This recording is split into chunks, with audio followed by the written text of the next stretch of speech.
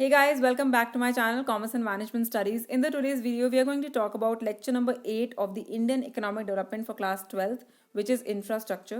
हम एक playlist बना रहे हैं जिसमें we are going to cover all the chapters of the class 12 syllabus. Previous जितने भी lectures हैं, that is 7 chapters are there on the channel. You can find them on the playlist section. So let's quickly start. Let's talk about infrastructure. So first of all, infrastructure क्या होता है? Let me just ask a very simple question. India में कुछ states बहुत अच्छी growth कर रहे हैं, बहुत अच्छा ज़्यादा वो कर रहे हैं, डेवलप कर रहे हैं. ऑन दी अदर हैंड कुछ स्टेट ऐसे हैं which are really really backward. For example states of Punjab, Haryana, they are growing very nicely. They have a very major contribution in the GDP of India. On the other hand, states like Jharkhand, Bihar, they are not that well grown up and they do not, they are not really contributing to the growth of the country. What is the reason behind these two states? The main reason behind so much of variations between the development of these states is infrastructure. कहते हैं infrastructure is a lifeline for the economic development of any nation. तो जो भी activities, services और facilities एक country या एक economy में प्रोवाइडेड होती हैं जिसकी वजह से इकोनॉमिक एक्टिविटीज या इकोनॉमिक ग्रोथ पॉसिबल है, उसे हम इंफ्रास्ट्रक्चर बोलते हैं. It is the support system of economic as well as social development of the country. अपने आसपास you can see roads, bridges, transportation, electricity, energy, schools, colleges, hospitals. All this is a part of infrastructure, क्योंकि इनके बिना एक economy का grow होना, develop होना impossible है. लेट्स से अर्थक्वेक्स आते हैं. In situations like these, this infrastructure is something that collapses. Infrastructure collapse होता है, ह्यूमन लॉस होता है, but infrastructure collapses. That is the main reason कि उन कंट्रीज की या उन नेशंस की इकोनॉमिक ग्रोथ हैम्पर होती है, इकोनॉमिक डेवलपमेंट हैम्पर होती है. So that is the main role और that is the importance of infrastructure. किसी भी कंट्री में या किसी भी इकोनॉमी में अगर ट्रांसपोर्टेशन स्ट्राइक हो जाती है, what will happen? All the economic activities come to a standstill. So that is the role of infrastructure, right? So infrastructure can be classified into two major categories, that is economic infrastructure and social infrastructure. Economic infrastructure क्या होता है? Basically it is those services or those facilities which accelerate economic activities like transportation, communication, electricity, energy. इसे हम economic infrastructure कहते हैं. On the other hand second category होती है social infrastructure. ये वो इंफ्रास्ट्रक्चर होता है which enhances the quality of life, which enhances the quality of resources, that accelerates human development. For example schools, colleges, hospitals, इन सब का होना बहुत ज़रूरी है. क्यों? क्योंकि human beings are also very important resource of any economy और इन पे भी इन्वेस्टमेंट्स करनी ज़रूरी हैं. इनके लिए भी एक स्पेशल इंफ्रास्ट्रक्चर चाहिए जिसे हम सोशल इंफ्रास्ट्रक्चर कहते हैं. So both economic and social infrastructure are required for the development of a country.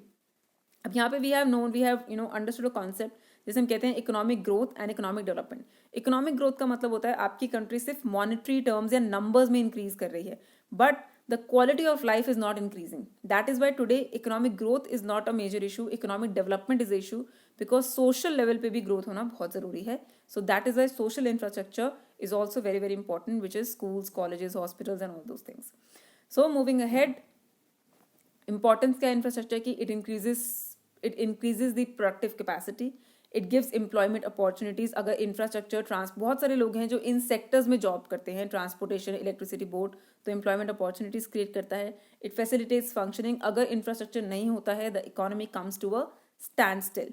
It improves the quality of life in terms we have schools, good hospitals, good colleges, तो quality of life automatically improve होती है. Facilitates outsourcing. India has become a global hub for outsourcing. क्यों? क्योंकि हमारे पास infrastructure है. यहाँ पे बहुत सारी मल्टीनेशनल कंपनीज आके जॉब्स क्रिएट करती हैं, अपना कोर वर्क आउटसोर्स करती हैं, बिकॉज इंडिया में वो इंफ्रास्ट्रक्चर है. We have skills, we have knowledge, we have technology. That is why the international companies are coming to our country. They are outsourcing their work in our country and it induces investments. Obviously foreign direct investment आएगा आपकी economy में अगर आपकी economy में infrastructure है for economic development. Moving ahead, what is the state of infrastructure in India? अब India में infrastructure की क्या सिचुएशन है, इसको समझने के लिए हमें दो बहुत ही इंपॉर्टेंट कॉम्पोनेंट्स ऑफ इंफ्रास्ट्रक्चर को समझना है. So to examine the state of infrastructure in India, we have to understand two vital components of infrastructure जो कि हैं energy and health. Energy, electricity and all those things, it is a key component of economic infrastructure. On the other hand, health is a key component of social infrastructure. तो basically हम energy को analyse करते हैं कि India में energy sector कैसा perform कर रहा है. इससे हमें पता चलता है हमारा इकोनॉमिक्स इंफ्रास्ट्रक्चर कितना एडवांस्ड है. ऑन द अदर हैंड हम हेल्थ को जब एग्जामिन करते हैं तो उससे हमें पता चलता है हमारा सोशल इंफ्रास्ट्रक्चर कितना स्ट्रांग है. सो energy, it is a lifeline of all the productive activities in the country. And on the other hand, health क्या होता है? Health is a state of complete physical, mental as well as social well-being. Healthy होने का मतलब ये नहीं है कि आपको कोई disease नहीं है, so you are healthy. No. Absence of disease merely does not mean that you are healthy. There has to be a physical and mental well-being as well. So we will understand these two components in detail. So let's start with the energy sector. So energy की जब बात करेंगे, there are first of all energy can be categorized into two major heads, that is commercial energy and non-commercial energy. Commercial energy वो होती है which is basically sold in the market. It commands a market price. इसे market में बेचा जाता है. Generally ये industrial या कमर्शियल पर्पसेस के लिए होती है. So basically energy that comes from coal, petroleum products, electricity जो आपके घरों में आती है, you pay for that. So that is a commercial source of energy. On the other hand we have non commercial. ये जनरली वो energy है, मतलब it is a energy generated from दो sources which are generally free. For example cow dung, firewoods. आज भी India में बहुत सारे रूरल एरियाज में लोग इनसे भी एनर्जी जनरेट करते हैं एंड ये एक नॉन कमर्शियल सोर्स है और ये जनरली सिर्फ सेल्फ कंजम्पशन के लिए होता है. It is not used commercially. Secondly again energy को फिर से दो, we can categorize it into furthermore two heads, which is conventional and non-conventional. Conventional का मतलब है जो चीज़ आम चलती आ रही है. So basically those sources of energy which have been used over a long period of time, जो बहुत लंबे टाइम से हम यूज़ करते आ रहे हैं, उन्हें हम conventional sources कहते हैं. For example coal and petroleum. ये जनरली लिमिटेड होते हैं नेचर में, दे आर नॉन रिन्यूएबल और ये हमारे एनवायरनमेंट को पॉल्यूट करते आ रहे हैं over the time period. Because of these drawbacks of conventional sources of energy, now we have moved to non conventional sources of energy. तो ये नॉन कन्वेंशनल सोर्सेज ऐसे हैं which have been discovered in the recent past, क्योंकि conventional sources से हमारा environment बहुत ज़्यादा degrade हो रहा है, प्लस ये बहुत ज़्यादा स्कैर्स भी हैं और नॉन रिन्यूएबल हैं. So we have now move to the non conventional sources of energy. ये होते हैं सोलर एनर्जी, विंड एनर्जी. ये अनलिमिटेड है नेचर में, ये रिन्यूएबल हैं और ये हमारे एनवायरनमेंट को पोल्यूट नहीं करते हैं. So these are two major heads under which we can classify the different types of energy. Moving ahead, India का एनर्जी कंजम्पशन कैसा है? सबसे पहले बात करते हैं कोल के बारे में. India is rich in coal production. हमारी 65% ऑफ द एनर्जी जो हम यूज़ करते हैं मेजरली कोल से ही आती है. तो कोल मेजरली कहाँ यूज़ होता है? थर्मल पावर स्टेशन में, स्टील प्लांट्स में, सीमेंट फैक्ट्रीज में. बेसिकली जहाँ पे हैवी इंडस्ट्रीज होती हैं वहाँ पे कोल यूज़ होता है, क्योंकि कोल से बहुत हैवी स्टीम्स निकलती हैं. Just for extra knowledge, India में जो कोल प्रोड्यूस होता है उसकी क्वालिटी उतनी अच्छी नहीं है. So we have to import good quality coal from outside as well. Second comes petroleum. भाई पेट्रोलियम की जितनी प्रोडक्शन इंडिया में होती है, डिमांड उससे कहीं ज़्यादा है. Because of this gap there is a significant rise in the volume of import. जो इंडिया पे इम्पोर्ट का मेजर बर्डन है वो मेजरली कहीं ना कहीं पेट्रोलियम से आता है. And the last is called natural gas. Natural gas basically petroleum यानी कि क्रूड ऑयल का ही एक बाय प्रोडक्ट है. इनिशियली हम नेचुरल गैस को यूज़ नहीं कर पाते थे क्योंकि हमारे पास टेक्नोलॉजी नहीं थी, क्योंकि जब हम पेट्रोलियम को एक्सट्रैक्ट करते थे, क्रूड ऑयल को एक्सट्रैक्ट करते थे, तो ये नेचुरल गैस वेस्ट हो जाती थी. But now we have developed that technology that we can capture this natural gas as well. Generally इस नेचुरल गैस को कुकिंग गैस की तरह यूज़ किया जाता है इन द हाउस होल्ड, जिसे हम एलपीजी कहते हैं, liquefied petroleum gas. But of lately इस एलपीजी को हम fuel cars and other light vehicle जैसे कि ऑटो, इन सब में भी यूज़ कर रहे हैं. So here are some facts which I will quickly explain. Okay, some more information. Industrial sector का लार्जेस्ट शेयर है. जो भी इंडिया में जितनी भी एनर्जी कंजम्पशन होती है उसमें 44% इंडस्ट्रियल सेक्टर से आती है, 23% हाउस होल्ड से आ रही है. So you can see major consumption industrial sector से है and then household sectors. Agriculture sector में consumption is quite less which is just 18%. क्यों? क्योंकि अभी भी इंडिया में बहुत सारे ऐसे फार्मर्स हैं जो कि ट्रेडिशनल मेथड्स यूज़ करते हैं, इलेक्ट्रिसिटी या एनर्जी को यूज़ करते नहीं हैं. ठीक है, और जितनी हम एनर्जी यूज़ करते हैं 75% ऑफ द एनर्जी हमारे कमर्शियल सोर्सेज से आ रही है, यानी कि कोल, पेट्रोलियम जो कि कन्वेंशनल सोर्सेज हैं उनसे आ रही है. ठीक है, because India is a faster growing economy, तो हमारी इकोनॉमिक डेवलपमेंट जो कि बहुत तेज़ी से बढ़ रही है, इसकी वजह से हमारी energy consumption is likely to rise in future, which is why our demand for coal and petroleum is rising and which is why the imports will rise in future. This is the state of energy sector in India. Moving ahead, then comes power and electricity. एक major component है energy sector का. One of the most important components of infrastructure in modern civilization is electricity. Electricity बहुत ज़रूरी है, इसके बिना आज कोई काम नहीं हो सकता. आज अगर इलेक्ट्रिसिटी नहीं होती तो मैं ये लेक्चर आप तक नहीं लेके आ सकती थी and you guys could not have studied the lecture. The rate of demand of power, जितना हमारा जीडीपी का ग्रोथ है, demand for power is much higher than that. तो इससे हमें पता चलता है कि हम उतनी ग्रोथ नहीं कर रहे हैं जितनी हमारी पावर की डिमांड है, right. There are 3 sources of power generation. सबसे पहला आता है थर्मल पावर. थर्मल पावर याद रखो ये वो है जो कोल, ऑयल और नेचुरल गैस से आती है. हमारी 70% of the needs thermal power से ही सेटिस्फाई होती है. Second, we have hydro and wind power. Now that these conventional sources are becoming scarce and limited, we have now moved to unconventional sources. तो यहाँ पे हम पावर जनरेट करते हैं through windmills, dams and flowing rivers, और ये they provide around 25% of the power generation. And then comes nuclear power. Now that we have we are advancing in technology, तो हम रेडियो एक्टिव एलिमेंट्स पे use करते हैं for power generation, और India की total installed capacity में से सिर्फ 2% न्यूक्लियर पावर से आता है. So we have a long way to go. Moving ahead, challenges क्या हैं पावर सेक्टर में? First of all, transmission and distribution loss. Electricity जब इलेक्ट्रिसिटी बोर्ड से निकल कर लोगों के घरों तक पहुंचती है, उसके बीच में लॉस हो जाता है, थेफ्ट भी होता है. That is one challenge. Insufficient installed capacity, जितनी हमारी डिमांड है उतनी हमारी कैपेसिटी इंस्टॉल्ड नहीं है. देन जितनी कैपेसिटी इंस्टॉल्ड है we are not using that much also. So under utilisation of capacity, shortage of raw materials है, of course we lack the amount of coal and petroleum that we require. So वो shortage है. Poor performance of the electricity board जो कि अभी तक majorly government sector के under ही काम करते हैं, they have been giving losses for a long period of time. Private sector का लिमिटेड रोल है in the energy sector. And public corporation, generally power sector does not get support from the public sector because these are loss making companies. There is a lot of power cuts in India, तो people are not very cooperative of this sector. तो ये challenges हैं जो power sector India में face करता है. And measures क्या हैं इनको ओवरकम करने के? First of all, improve the plant load factor. Plant load factor का मतलब होता है जितनी आपकी कैपेसिटी है और जितनी आप एनर्जी जनरेट कर रहे हो, व्हेन यू डिवाइड देम, जो इसका रेशियो होता है उसे हम प्लांट लोड फैक्टर कहते हैं. So basically total electricity produced divided by total installed capacity, इसे हम कहते हैं प्लांट लोड फैक्टर. अगर हम इसे इम्प्रूव करते हैं तो मतलब हम अपनी ही कैपेसिटी में जितनी कैपेसिटी ऑलरेडी है उसको और अच्छे से यूटिलाइज कर रहे हैं, नए प्लांट्स लगाने की जरूरत नहीं है. Reduce the transmission and distribution loss, increase the production capacity, set up new plants, encourage the use of renewable resources. Yes, India में बहुत सारे रिन्यूएबल रिसोर्सेज हैं, we are rich in those resources.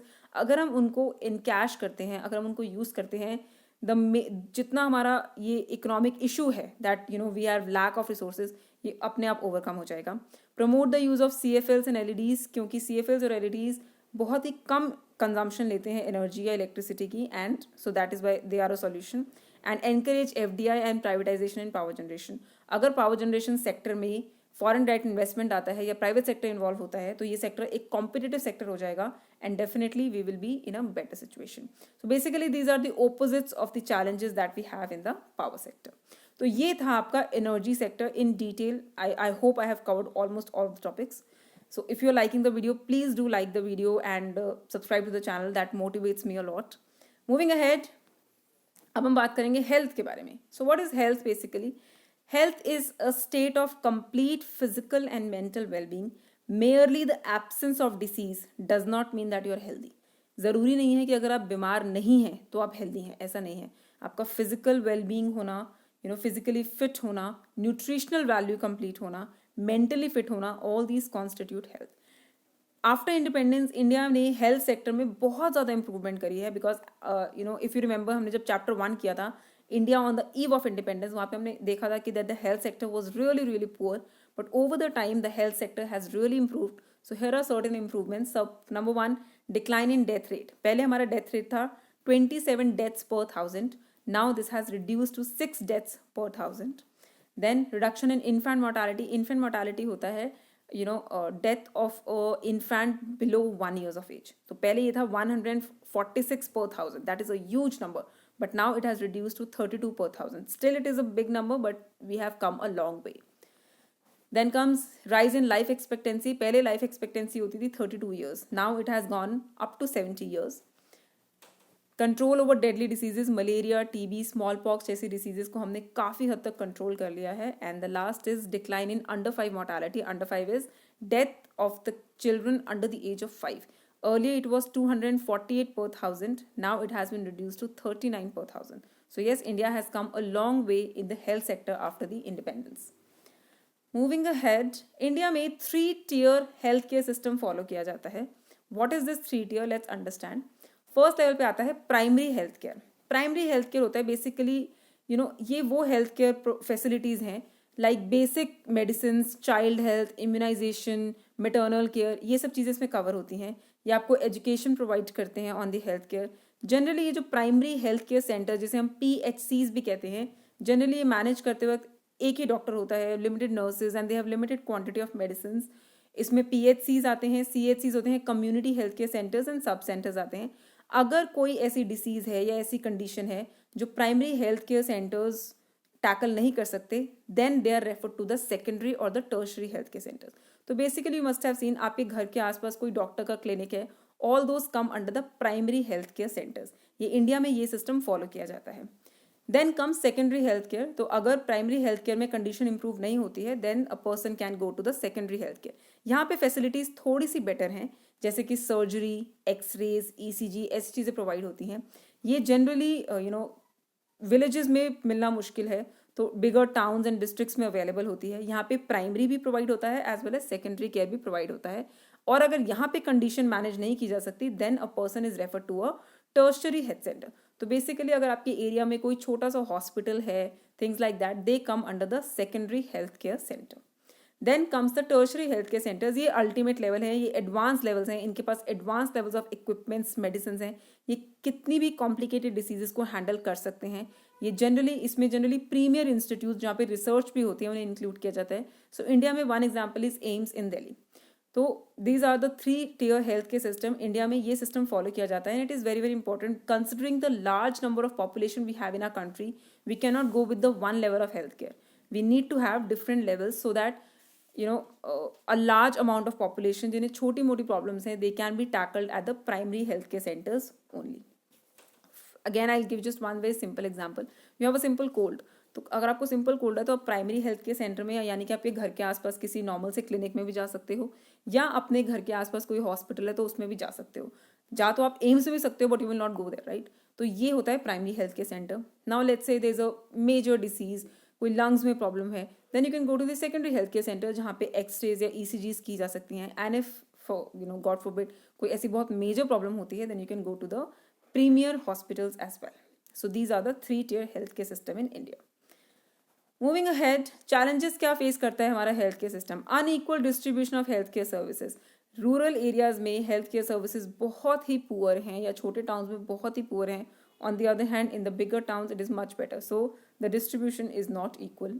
Communicable diseases like AIDS and in today's world COVID also, ये एक बहुत बड़ा challenge है health care sector के लिए. Lack of manpower. We have very less number of qualified doctors to handle the number of patients in the country. ऐसा नहीं है कि इंडिया डॉक्टर्स प्रोड्यूस नहीं करता, but most of them go outside the country because of better monetary opportunity, जिसे हम brain drain भी कहते हैं. ऐसा बहुत होता है इंडिया में. Increasing privatisation. प्राइवेट सेक्टर्स का मेजर रोल है हेल्थ केयर सेंटर में, which is good in one phase, but second ये होता है private sector is very very expensive and it is not in the reach of a common man. Poor upkeep and maintenance है, उतनी अच्छी maintenance नहीं होती है. सैनिटेशन लेवल्स पुअर हैं. And mall nutrition. India has the largest number of poor people in the world. इतने सारे poor people का मतलब है hunger is again one of the problem and malnutrition is one of the problem. तो इसका मतलब हमारा जो एक बहुत इंपॉर्टेंट इकोनॉमिक रिसोर्स है, which is the population, which is the human beings, they are not well nutrition. तो ये सब चैलेंजेस हैं जो हमारा हेल्थ केयर सेक्टर फेस करता है. लास्ट इसमें एक आपको टॉपिक बताना है जिसे हम कहते हैं rich and urban divide. Very important. Rich and urban divide basically ये बताता है कि it is also rural and urban divide और is it also a rich and poor divide. ये बेसिकली ये बताता है कि रूरल और अर्बन सेक्टर्स में हेल्थ केयर की कितनी ज़्यादा वेरिएशन है. First, 70% of the population rural areas में रहती है, but only 20% of the hospitals are there. Rural areas में there are 0.36 hospitals for 1 lakh people. On the other hand, in urban sectors, there are 3.6 hospitals for 1 lakh people. The difference is almost 10 times. Rural areas में कोई special facilities, anaesthesia facilities, gynaecologist available नहीं होते. Shortage of doctors in rural area persist. Doctors की productions है, but these doctors they move either to higher urban areas or they completely move out of the country for better opportunities. Urban people अपनी income का सिर्फ 2% spend करते हैं on the health facilities. On the other hand a rural man spends 12% on the health care facilities because उनकी economic condition is not that good. That is number one. And because of these so much expensive healthcare facilities, they undergo a very serious debt situation, right? And last जो PHCs हैं, primary health care centres हैं, वो rural sectors में हैं, rural areas में available हैं, लेकिन वहाँ पे बेसिक फैसिलिटीज जैसे कि एक्सरेज या ब्लड टेस्टिंग फैसिलिटीज अवेलेबल नहीं है. And therefore a rural man has to come out of the area, go to a major urban city and then get the things done. So this is a rich and poor divide, or you can say rural and urban divide in the country in terms of healthcare center. और last इसमें हम पढ़ेंगे health is a basic human right. क्यों health एक important है? Health should be a basic human right. ये government की major responsibility है कि health facilities या health infrastructure should be provided to everybody, then only a country can grow. So क्या कर सकते हैं इसके लिए? Number one, public health services need to be decentralize. अगर ये डिसेंट्रलाइज कर देंगे तो ज़्यादा लोगों तक हेल्थ सर्विसेज पहुंच सकती हैं and they can be more efficient. अब डिसेंट्रलाइज का मतलब क्या है? See what is an example. जैसे प्राइमरी हेल्थ केयर सेंटर्स हैं जो कि गवर्नमेंट ने एस्टैब्लिश किए हैं. जनरली ये सारे जो सेंटर्स हैं सेंट्रल गवर्नमेंट की तरफ से होते हैं, यानी कि इनको जो भी फंडिंग मिलती है वो सेंट्रल गवर्नमेंट से आती है. So here everything is centralize. अगर सेंट्रल गवर्नमेंट को कोई भी प्रॉब्लम हो जाती है तो सारे के सारे हेल्थ केयर सेंटर्स में प्रॉब्लम आएगी. ऑन दी अदर हैंड अगर इसे डिसेंट्रलाइज कर दिया जाए, यानी कि जिस एरिया का प्राइमरी हेल्थ केयर सेंटर है उस एरिया की लोकल गवर्नमेंट उसकी फंडिंग देखेगी, in that case the health care services can be improved. Providing education, लोगों को अवेयर करना बहुत ज़रूरी है regarding the diseases that they have and what are the solutions for that, how to maintain a hygiene level. Telecom and IT sector बहुत important role play कर सकता है. People need to be aware, technology need to reach everywhere. Serious steps लेने की जरूरत है in the primary health care centres, because अगर major diseases primary health care centres में ही हैंडल की जा सकती हैं तो सेकेंडरी और टर्शरी सेंटर्स जो कि बहुत कम अवेलेबल होते हैं उन पे ज़्यादा बर्डन नहीं आता है. And public private partnership is very important. Again I am not saying that private people should completely enter the health care centres, because इस ऐसा करने से प्राइवेट हेल्थ सर्विसेज बहुत एक्सपेंसिव हो जाती हैं. तो अगर पब्लिक प्राइवेट पार्टनरशिप होती है सो इन दिस केस आप कंपेटिटिवनेस भी लेके आ सकते हैं and on the other hand the prices will be under control. So that these are the things that can be done to improve the health infrastructure in the country, because health is a basic human right. So that's about it. This was your chapter number 8 of infrastructure. इसमें दो major component है, energy और health, जो हमने आज पढ़े हैं. I hope you like the video. I hope you have understood the concept. That is very important. Tell me how did you like the video in the comment section. I will definitely reply to your comments. And in the next video, we are going to talk about environment and sustainable development, which is lecture number 9. The playlist is getting longer. हम बहुत जल्दी इस पूरी playlist को cover करने वाले हैं, and I'm sure this is really going to help you in your board exams. Till then, keep learning. Thank you so much. Bye bye.